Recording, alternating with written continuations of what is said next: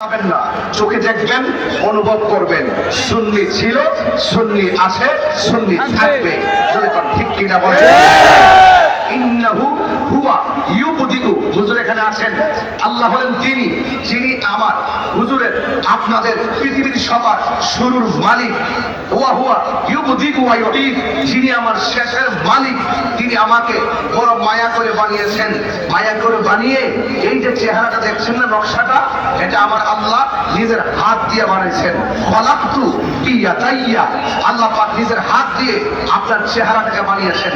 দেখেন না, হাজার হাজার মানুষ শাহরাস্তির জমিনে, বাঁশিগুলা কেমন, হুজুর ওয়াজ করলেন, এক বাঁশির আওয়াজ, আপনি কথা বলেন, উপস্থাপক আগের আরেক বাঁশির আওয়াজ। হাজার হাজার মানুষ, কোটি কোটি মানুষ, বিশ্ব ব্রহ্মাণ্ডে এত মানুষ, প্রত্যেকটা মানুষের কণ্ঠ আলাদা আলাদা। বলুন, নিপুণ কারিগর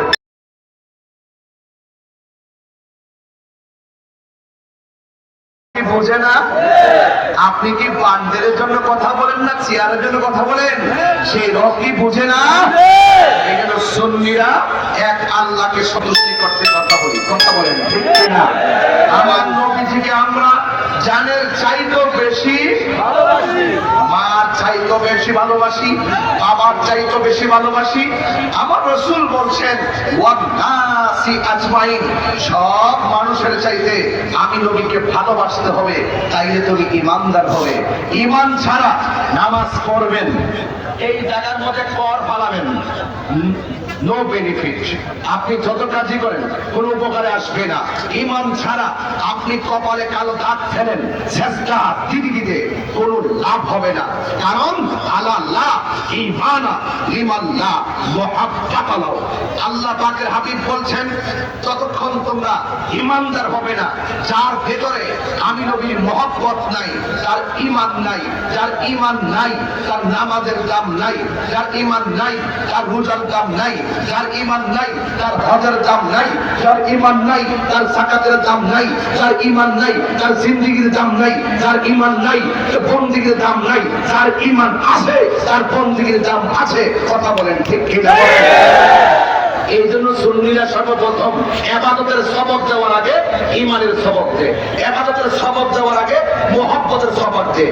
আর ওলি আল্লাহ দরবারে যখন যাবেন, দেখবেন আপনাকে ইবাদতের সবক দেওয়ার আগে আপনাকে আদবের সবক দেয়। কেন দেয়? কেন দেয়? আদবের সবক এই জন্য দেয়, 9.5 লক্ষ বছর ইবাদত করার পরও তার সারা জীবনের বন্দেগী বরবাদ হয়ে গেছে একমাত্র হাবিবুল্লাহ নূর মুবারককে অস্বীকার করার কারণে, আর আল্লাহর অর্ডারের নাফরমানি করার কারণে। এই জন্য যেহেতু বিয়াদবি করলে সব কি হয়ে যায়? ধ্বংস হয়ে যায়।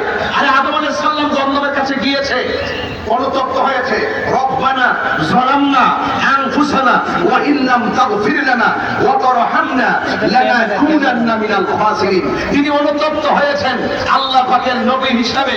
আল্লাহ পাকের কাছে তিনি যেভাবে ছিলেন সেইভাবে আল্লাহ পাক কাছে টেনে নিলেন, আল্লাহ পাকের কাছে অনুতপ্ত হয়েছেন। আর বিয়াদব যারা, তারা ভুল করলো, অনুতপ্ত হয় না। এরা বিয়াদবি করলো, অনুতপ্ত হয় না।